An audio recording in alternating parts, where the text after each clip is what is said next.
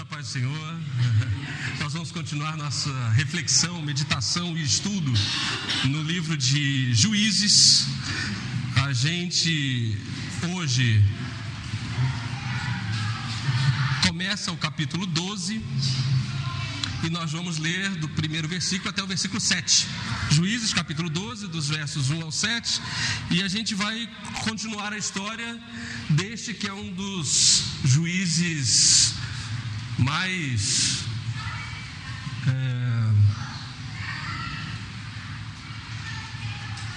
vou chamá-lo de sanguinário. É duro chamá-lo de sanguinário, mas é um dos juízes cujas ações mais se distanciam do que a gente esperaria de um homem inspirado por Deus, levantado por Deus, cheio do Espírito, como o texto o chama. Então vamos lá, vamos ler Juízes capítulo 12, a gente vai ler do verso 1 ao 7. Eu vou ler na NVI,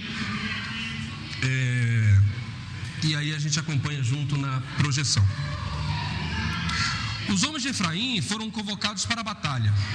Dirigiram-se para Zafon e disseram a Jefté: por que você foi lutar contra os amonitas sem nos chamar para irmos juntos? Vamos queimar a sua casa e você junto. Isso é só para lembrar que a gente está em Juízes, né? É bem legal, Juízes não tem filtro.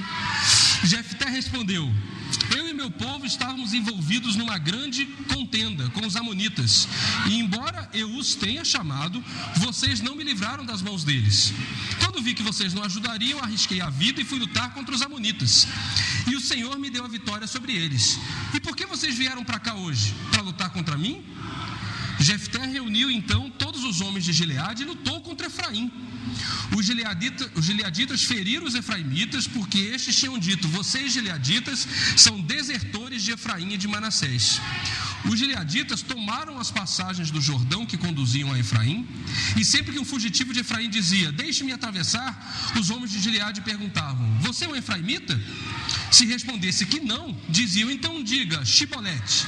E se ele dissesse Sibolete, sem conseguir pronunciar corretamente a palavra, prendiam-no e matavam-no no lugar de passagem do Jordão. 42.000 efraimitas foram mortos naquela ocasião. Jefté liderou Israel durante 6 anos. Então o gileadita Jefté morreu e foi sepultado numa cidade de Gileade. Amém. Antes de orar, dá vontade de ler o texto e ir embora. Porque houvesse um redator sensato, não deixaria o texto. Quero dizer que eu estou dizendo isso antes de orar. Mas agora vamos orar, porque o texto é divinamente inspirado. Tem lições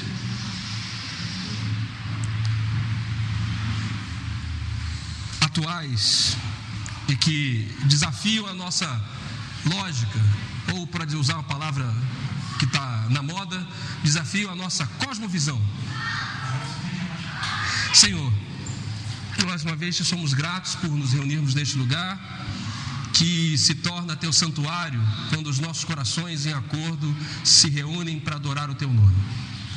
Aqui o Senhor nos visita, aqui o Senhor fala conosco, aqui o Senhor nos repreende, e aqui nos derramamos diante de Ti como cantamos.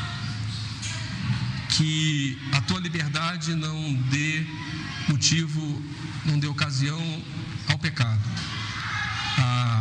a nossa libertinagem, mas que consigamos compreender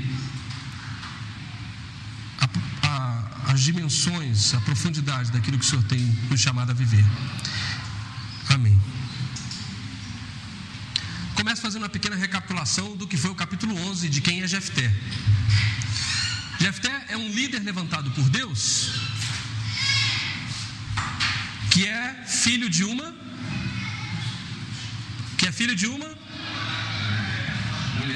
mulher, que é filho de uma prostituta, que é o filho de uma mulher da vida, que é filho de uma prostituta. Então não é só hoje em dia que a gente tem filhos de prostituta nos governando. Naquela época os filhos de prostituta também já governavam. Se isso te causou estranheza, saiba que, como disse Salomão, não há nada de novo debaixo da terra, tudo se repete. E por que os filhos de prostituta continuam nos governando? E por quê? Perdão? Por que os filhos de prostituta continuam sendo líderes do nosso povo? Porque, e isso tem sido um mote na leitura que o Espírito Santo tem me feito fazer de Juízes, porque nós, os abençoados, os cheios de talento, os cheios de dons, os cheios de virtudes, temos nos afastado, temos fugido, temos cuidado da nossa própria vida, temos cuidado da nossa própria família. E aí, quem passa a liderar são realmente os abjetos, são aqueles que se propõem a fazer isso apenas em causa própria, ou seja, utilizando o que é de todos para benefício próprio. Você pode dizer, mas você está sendo muito cruel com Jefté. O versículo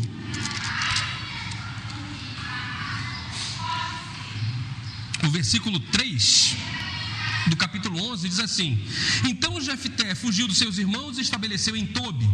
Ali um bando de vadios uniu-se a ele e o seguia. Então não basta termos um filho de prostituta nos liderando. A gente tem um filho de prostituta com um bando de vadios como seus amigos nos liderando. Essa é a situação de Israel. Bem diferente da nossa, né? Bem diferente da nossa. Qualquer semelhança é mera coincidência. E aí, esse Jefté, que assume a liderança, assume o juizado sobre o povo de Israel, diz o versículo, ainda no capítulo 11, diz o versículo 29, que o Espírito do Senhor o tomou. Se apossou de Jefté, e este atravessou Gileade e Manassés, passou por Mispá, e daí avançou contra os amonitas, e o Senhor o deu uma tremenda vitória. E aí você pensa, que história bonita, afinal de contas, até na mão de um filho de prostituta, o Senhor pode dar um grande livramento.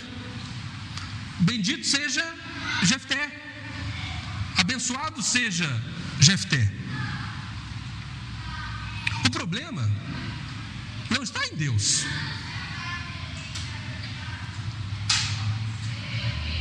Quem escolheu Jefté foram os próprios homens de sua família, que não tinham coragem suficiente para ir à guerra contra os amonitas.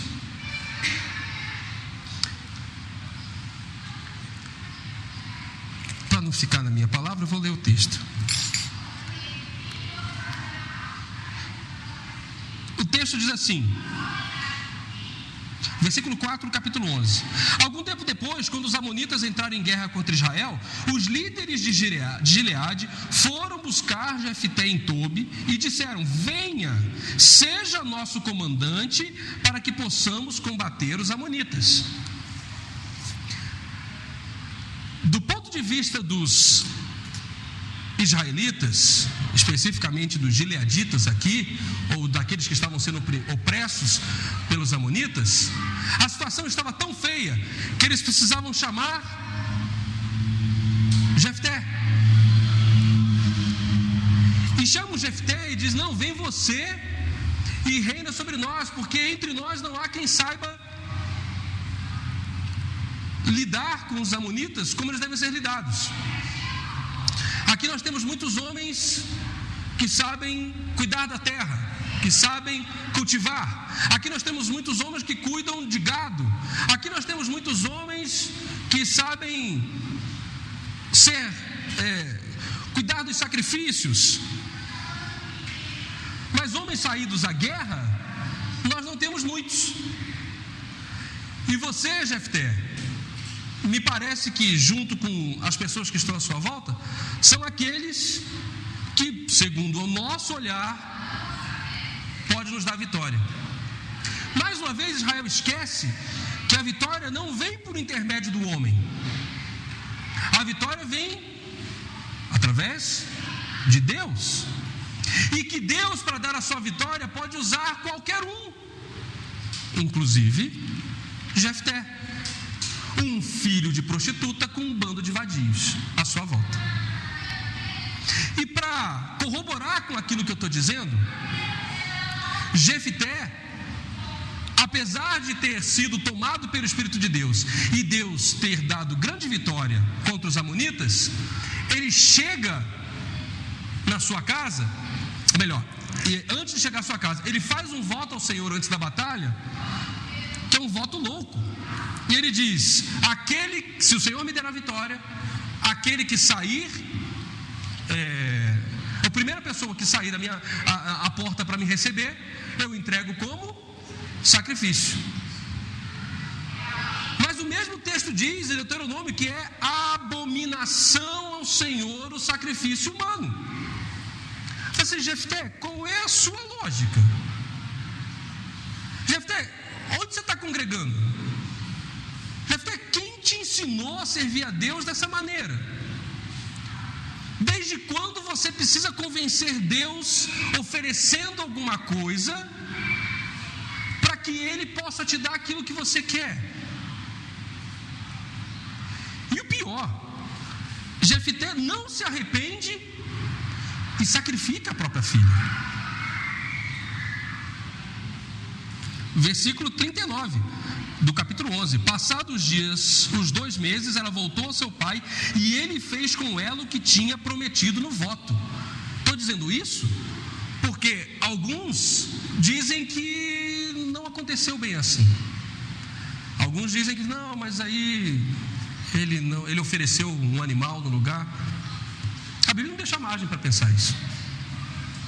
Então nós estamos diante de um homem que oferece um sacrifício humano a Deus. E aí você pensa, esse cara não conhecia Deus, não faz a menor ideia de como servir a Deus. No entanto, é esse o homem que foi tomado pelo Espírito Santo para provocar essa grande vitória. E aí na nossa conversa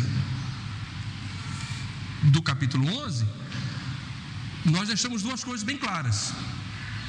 O que Deus vai fazer, Ele vai fazer com você, sem você, apesar de você. O plano dele não vai mudar. A intenção de Deus era libertar os amonitas, libertar os israelitas dos amonitas. Quem foi que o povo escolheu para que os libertasse, para que os liderasse nessa batalha? Jefté. Jefté tinha as qualidades para isso, tinha as qualificações para isso, tinha a reputação para isso. Eu questiono. Mas Deus, apesar de Jefté, libertou os israelitas. O fato de Deus te usar não valida as suas ações. Deus vai usar você, ou a mim, ou a líderes cristãos ou não, mas isso não faz com que as suas más ações sejam apagadas. Eu espero que a gente esteja lendo o texto bíblico, mas pensando em todo momento que o Brasil vive, porque o texto pode ser lido e as semelhanças pululam, surgem, elas se tornam cristalinas. Por quê? Porque a gente percebe hoje líderes que se levantam e que, apesar de terem sido usados por Deus para uma boa governança, isso não muda o que fazem de errado. E o que fazem de errado continua sendo errado. Quer trazer isso para o nosso quadradinho evangélico, protestante, cristão? Nós temos convivido com escândalos de pedofilia na Igreja Católica. Condenaremos a Igreja Católica por isso? Não. Qual deve ser a nossa postura além de, claro, orar por essas pessoas, enfim. Mas é entender que,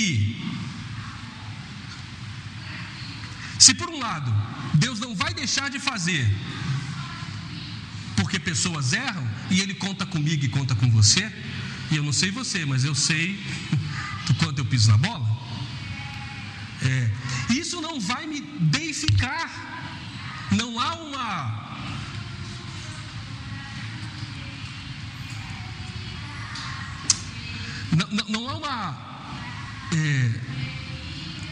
uma unção, não há uma purificação ou uma proteção que faça com que alguém que foi chamado por Deus não erre, não meta os pés pelas mãos, não peque. Então que você olhe com muito menos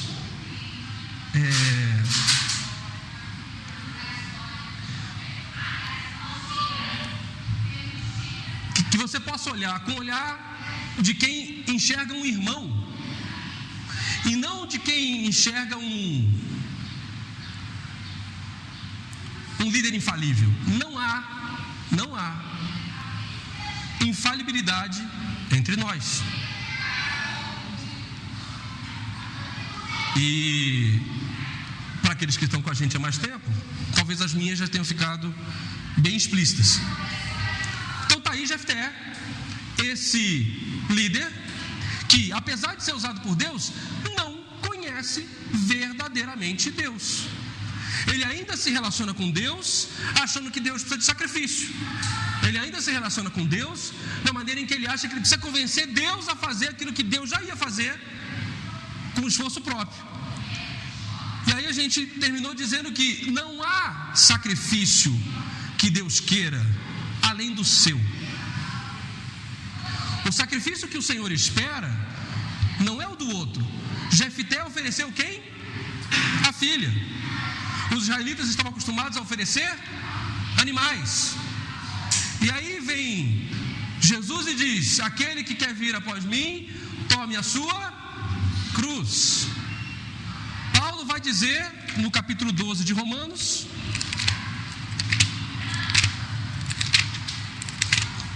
os convido a ler comigo, Romanos capítulo 12, a partir do verso 1. Portanto, irmãos, rogo-lhes pelas misericórdias de Deus que se ofereçam em sacrifício vivo, santo e agradável a Deus. Não é o próximo que você vai sacrificar, é a si mesmo. Este é o culto racional de vocês. Não se amoldem ao padrão deste mundo, mas transformem-se pela renovação da sua mente, para que sejam capazes de experimentar e comprovar a boa, agradável e perfeita vontade de Deus. Jefté não conhece isso. Mas será que nós estamos tão distantes de Jefté assim? E aí pergunto sobre o que você tem sacrificado. Porque você pode, assim como Jefté, estar sim sacrificando seus filhos. Sacrificando seus filhos quando você, em prol da sua carreira, em prol da sua independência, da sua liberdade, você coloca o seu filho de lado. E quantas famílias desajustadas estão por aí por causa disso? Pais que elegem como prioridade ou como batalha maior o dinheiro, e hoje em dia isso é o zero e vezeiro, né? Não é só nós cristãos que estamos dizendo isso, né? A psicologia diz isso, nada mais atual do que adianta o homem ganhar o mundo inteiro e perder a sua alma, e você perde a si mesmo quando aqueles que estão à sua volta você está jogando fora. E a gente oferece esse sacrifício, o sacrifício do filho, mas a gente também oferece o sacrifício do cônjuge, não é? Fala assim: olha, este é o meu tempo de fazer isso, você se vira com a criança, com a casa, com tudo, porque eu preciso fazer isso. E aí, Jefté não fica tão longe assim da gente, né? Jefté parece que está mais próximo. Jefté parece que começa a surgir dentro de mim, assim. Ele falou, não, Senhor, mas o que eu quero é o melhor, é aquilo que o Senhor quer também. Nós estamos juntos.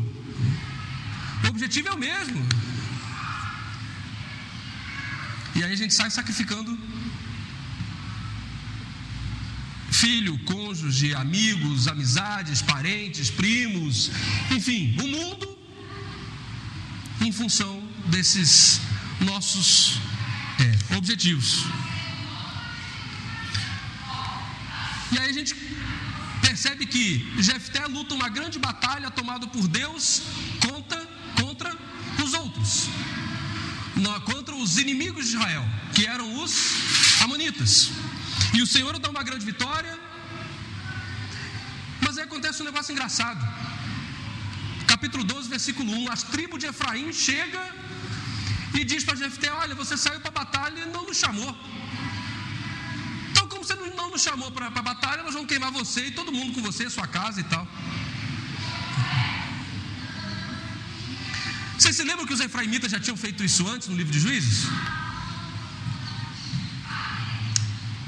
Um bombom para quem lembrar. Com Gideão.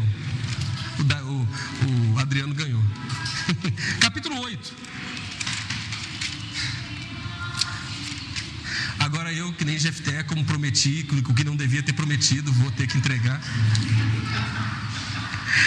Gideão, capítulo 8, verso 1. Vamos ler do 1 ao 3. Os efraimitas perguntaram então a Gideão, por que você nos tratou dessa forma? Por que não nos chamou quando foi lutar contra Midian? E o criticaram duramente. Vamos parar no versículo 1. Olha que coisa.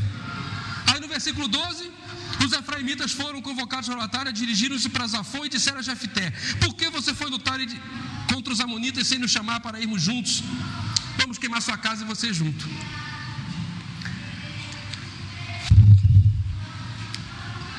Deixa eu pensar bem aqui no que eu escrevi, porque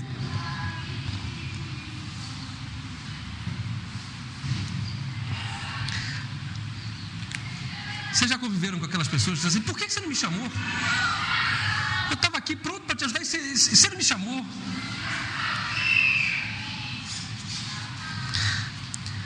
Os efraimitas questionam Jefté sua ausência na batalha, como fizeram com Gideão. Criticar é mais fácil do que ajudar. Na verdade, para os efraimitas, guerrear é mais fácil do que ajudar. A gente não pode ler esse texto de maneira leviana ou inocente. O que nós estamos falando aqui dos efraimitas é uma luta por poder. Os efraimitas desejavam a liderança do povo como um todo.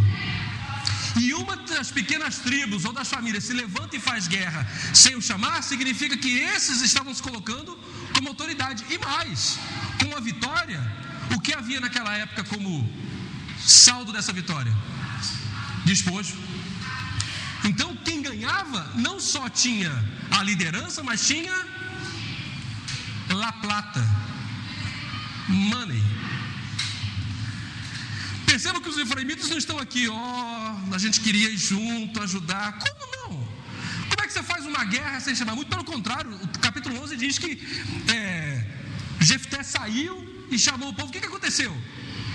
Eles achavam que eles iam perder. Falaram, deixa esses caras lá. Quando eles perderem, a gente entra, derrota. Provavelmente o outro exército vai estar mais fraco e a gente ainda ganha, consolida a nossa posição de liderança e ainda fica com despojo.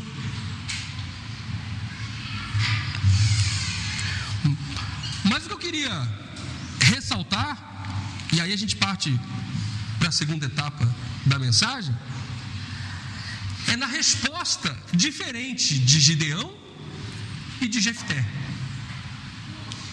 Gideão, quando questionado e provocado pelos efraimitas, versículo 2 do capítulo 8,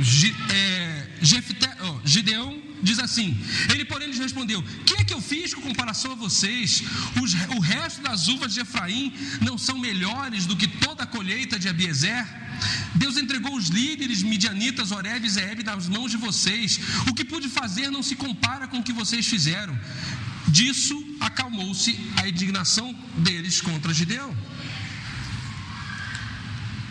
Gideão, diante da interpelação dos efraimitas e sabendo-lhes o coração, dá uma resposta branda, bajula, fala: não,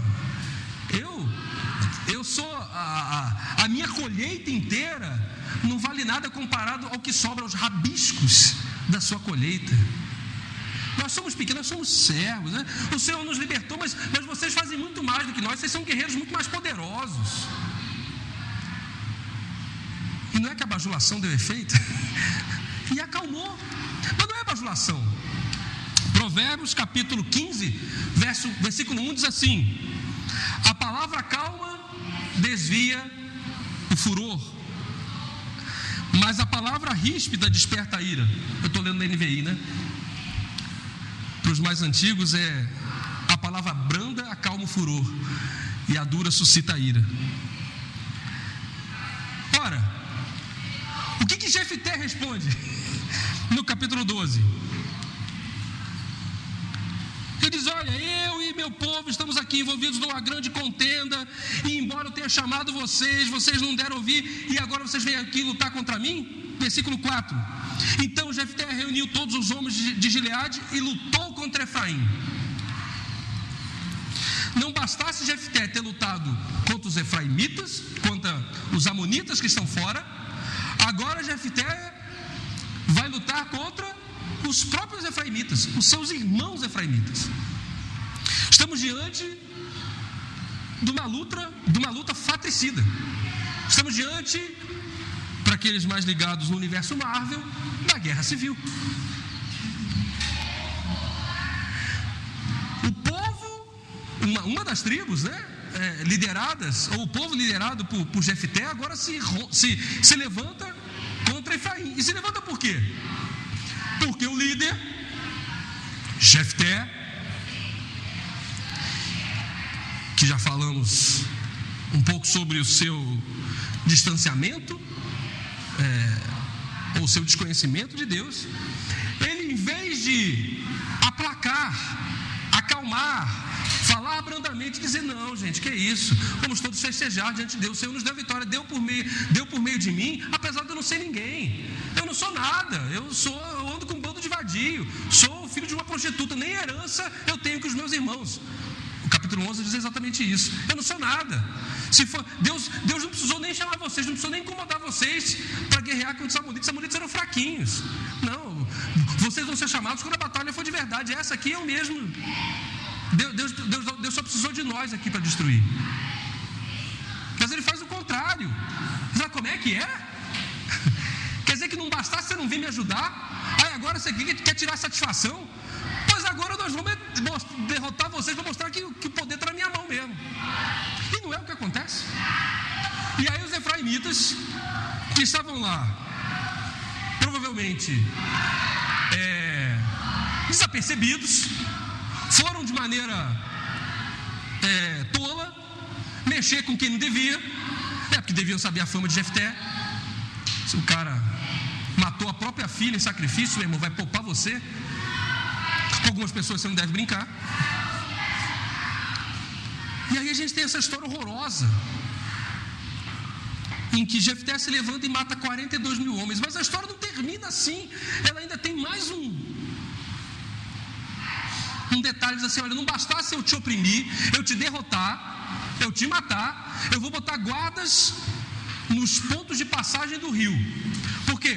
Porque nessa de cada um por si, Deus por todos, e a fuga do exército, muitos efraimitas ficaram assim. É uma questão geográfica importante. Temos o rio Jordão no meio dessas duas tribos, e Gileade está a leste do Jordão, e Efraim está a oeste.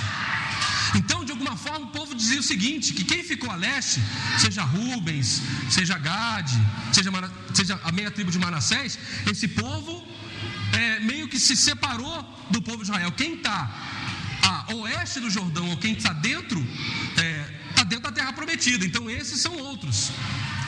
Mas, então até por isso essa rivalidade. E aí então Jefté põe guardas, põe soldados, e ele diz o seguinte: você é efraimita? Não, longe de mim ser efraimita, eu só quero passar para o outro lado porque estou precisando do outro lado. Então fala Shibolete. Aí o cara fala Cibolete.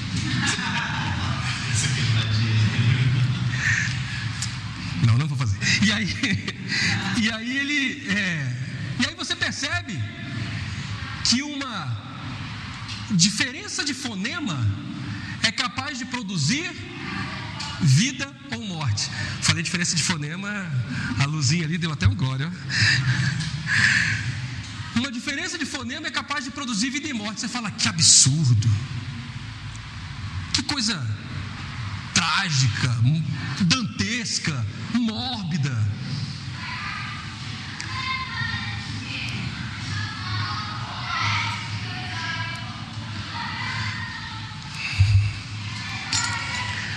A gente tem matado por quê hoje? Quais são as diferenças que nos fazem matar hoje? Fácil criticar alguém que mata por diferença de fonema, mas será que diferença tem tantas hoje para poder? Será que uma diferença teológica pode ser razão para você matar alguém? Pô, esse cara é arminiano, joga ele no lixo. Esse cara é liberal, esse cara é universalista, joga o que ele está falando no lixo, mata ele. Esse cara é calvinista, joga no lixo. E a gente vai matando as pessoas e a gente não filtra mais nada, a gente vai botando caixinha, né? Assim, esse cara aqui, eu estou aqui na fronteira do Rio. Quem? Rapaz, esse cara aqui, você não viu o último vídeo dele não, em que ele fez aquilo outro, em que ele falou isso, aquilo? Joga esse cara fora. Engraçado que eu, brigando com Deus por causa do texto, achando o texto super difícil,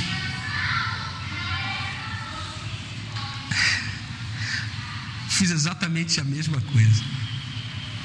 Alguém me mandou um vídeo e lá, eu não sei se eram 4 pastores ou 4 líderes, mas um deles eu conheço bem, já li livros e tal, e já o admirei, exatamente aquilo que eu disse no começo, que a gente não devia fazer.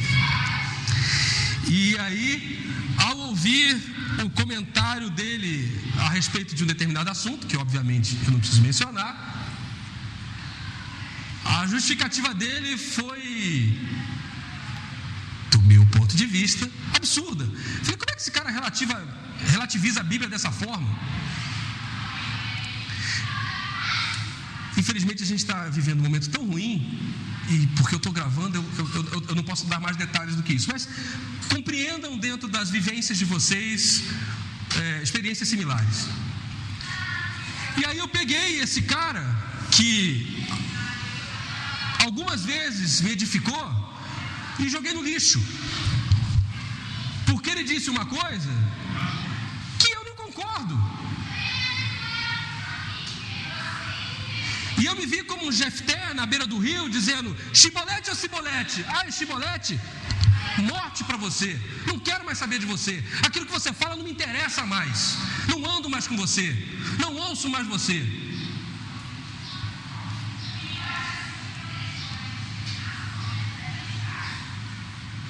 E se dei um exemplo teológico, não preciso falar que isso valeria para uma posição política. E crente pode ser isso, e crente pode ser aquilo, e crente pode ser aquilo outro. A um amigo meu, eu respondi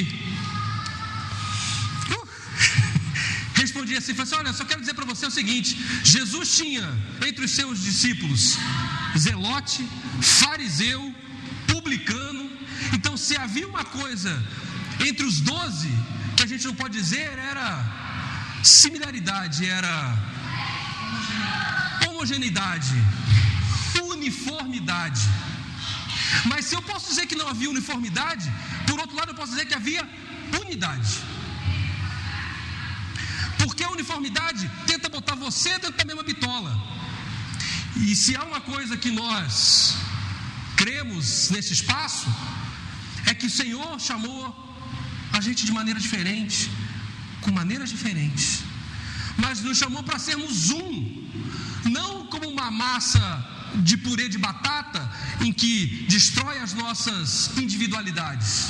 Não, nós vamos ser um na diferença, nos amando, nos suportando, carregando os fardos uns dos outros. Diga você Chibolete ou diga você Cibolete, você é meu irmão e eu não vou te matar, e eu vou andar com você, e eu vou te suportar, e eu vou dormir com você quando você estiver no hospital, e eu vou levar os seus filhos na escola quando você estiver doente, e eu vou te ofertar quando você estiver desempregado.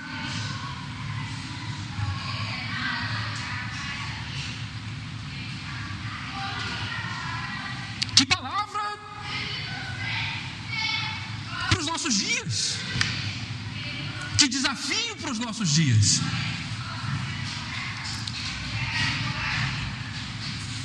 Enxergarmos para além da diferença. Como é fácil enxergar a diferença, como é fácil encontrar motivo para divergir, como é fácil matar os outros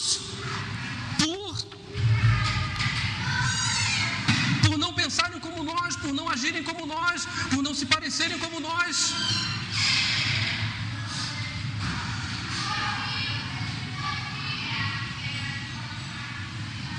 Mas o Senhor nos chamou, e nas palavras de Paulo, homem, mulher, escravo, livre, de toda raça, bárbaro ou cita, judeu ou grego.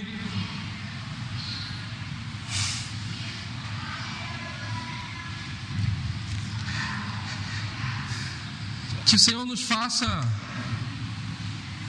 viver essa unidade difícil, mas necessária. Jesus, no capítulo 17 de João, diz: o mundo vai conhecer que o Senhor me enviou quando eles forem um. O mundo vai reconhecer em nós a presença de Cristo quando nós formos um. Mas nós não seremos um matando uns aos outros, como leu Adriano no começo do culto, Gálatas capítulo 5, verso 11.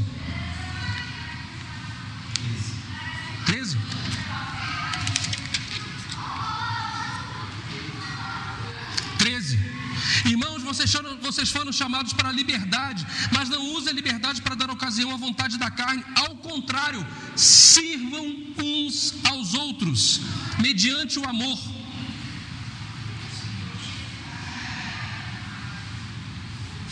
Continuamos lendo, 14 e o 15. Toda lei se resume num só mandamento: ame ao próximo como a si mesmo.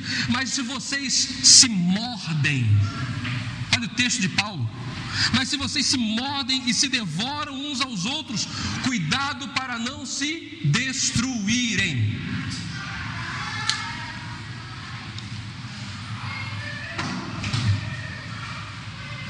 Que o Espírito Santo fale ao seu coração, que Ele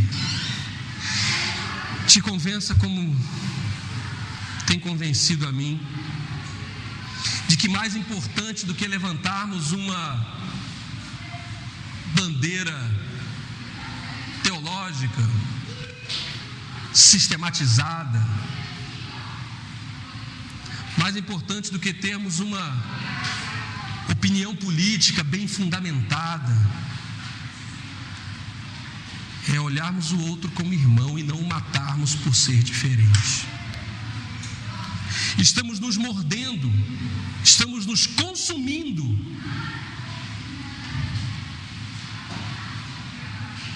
em vez de nos edificarmos. Amém. Amém.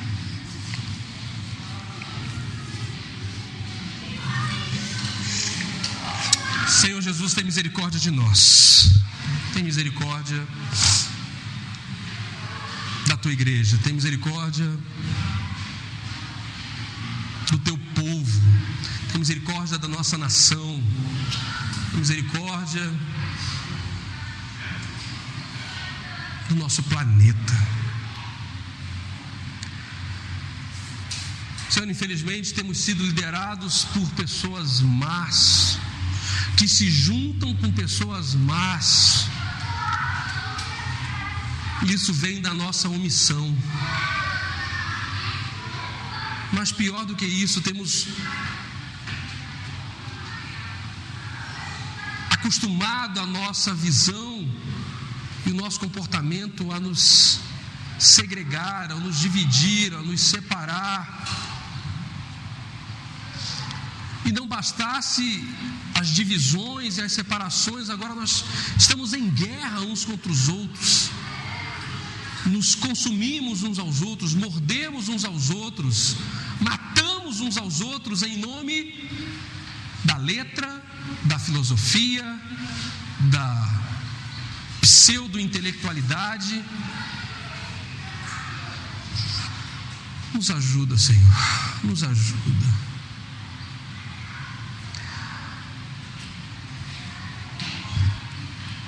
Paira sobre o Brasil um grande ponto de interrogação. As nações olham para nós neste processo eleitoral.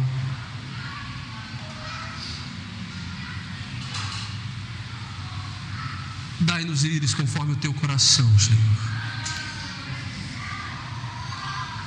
E dai-nos um povo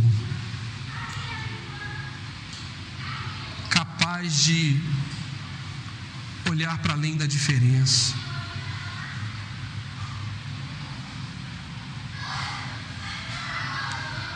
E que isso possa começar pela tua igreja, Senhor. Tão segmentada, tão dividida, tão